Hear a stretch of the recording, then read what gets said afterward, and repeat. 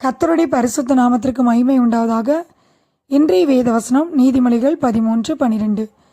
நெடுங்காலமாய் காத்திருக்குதல் இருதயத்தை இளைக்க பண்ணும், விரும்பினது வரும்போதோ ஜீவ விருட்சம் போல் இருக்கும். நாம் நெடுங்காலமாய் காத்திருந்த காரியங்களிலே ஆண்டவர் நமக்கு அற்புதங்களை செய்கிறவராய் இருக்கிறார். யோபு 14:14 வாசிக்கிறோம். மனுஷன் செத்தபின் பிழைப்பானோ? எனக்கு மாறுதல் எப்போது வருமென்று எனக்கு குறிக்கப்பட்ட போராட்டத்தின் நாளெல்லாம் நான் காத்திருக்கிறேன் என்று யோபு சொல்வதை பார்க்கிறோம். யோபு 30:26 வாசிக்கிறோம். யோபு நன்மைக்கு காத்திருந்தார், தீமை வந்தது.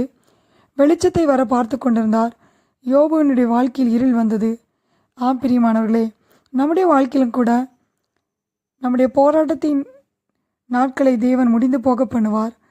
நன்மைக்கு காத்திருந்த நாம் தீமைகளை அனுபவித்து கொண்டிருக்கலாம். நம்முடைய தீமைகளை அவர் நன்மையாக மாற்றுகிறவராக இருக்கிறார். நம்முடைய இருளை வெளிச்சமாக மாற்றுகிறவராக இருக்கிறார். யோபு கர்த்தருக்கு காத்திருந்தார். அவருடைய போராட்டத்தின் நாள் முடிந்து போயின. யோபுவுக்கு ஆண்டவர் மாறுதலை தந்தார். இழந்து போன நன்மைகளை திரும்ப 2 மடங்கு யோபுவுக்கு ஆண்டவர் கொடுத்தார். யோபுவின் தீமையை கர்த்தர் நன்மையாக மாற்றினார். அவருடைய இருளை வெளிச்சமாக மாற்றினார். நம்முடைய வாழ்க்கையிலும் நெடுங்காலமாய் காத்திருந்து நாம் இளைத்து போயிருக்கலாம். நமக்கு மாறுதல் எப்போது வரும் என்று நாம் காத்து கொண்டிருக்கலாம். ஆனால் தேவன் நாம் விரும்பின ஆசீர்வாதங்களை நமக்கு தருகிறவராக இருக்கிறார். நம்முடைய வாழ்க்கையிலே மாறுதலை கொடுக்கிறவராக இருக்கிறார். நாம் எதையெல்லாம் இழந்து போனோமோ அதையெல்லாம் கர்த்தர் நமக்கு இரட்டிப்பாக கொடுக்கிற தேவனாக இருக்கிறார். யோவான் எழுதின சுவிசேஷம் 5ஆம் அதிகாரத்தில் நாம் வாசிக்கிறோம். பெதஸ்தா எனப்பட்ட ஒரு குளம் எருசலேமில் ஆட்டு வாசலின் அருகே இருக்கிறது. அதற்கு 5 மண்டபங்கள் உண்டு. அவைகளிலே குருடர், சப்பானிகள், சூம்பின உருப்புடையவர்கள் முதலான வியாதிக்காரர் அநேகர் படுத்திருந்து தண்ணீர் எப்பொழுது கலங்கும் என்று காத்து கொண்டிருப்பார்கள். நம்முடைய வாழ்க்கையிலும் ஒரு அற்புதத்திற்காக நாம் நெடுங்காலமாய் காத்து கொண்டிருக்கலாம். நாம் விரும்புகிறதை ஆண்டவர் நமக்கு செய்கிறவராயிருக்கிறார். யோவான் 5:5 முதல் நாம் வாசிக்கும்போது 38 வருஷம் வியாதி கொண்டிருந்த ஒரு மனுஷன் அங்கே இருந்தான். படுத்திருந்த அவனை இயேசு கண்டு, அவன் வெகுகாலமாய் வியாதிஸ்தன் என்று அறிந்து அவனை நோக்கி, சொஸ்தமாக வேண்டும் என்று விரும்புகிறாயா என்று கேட்டார்.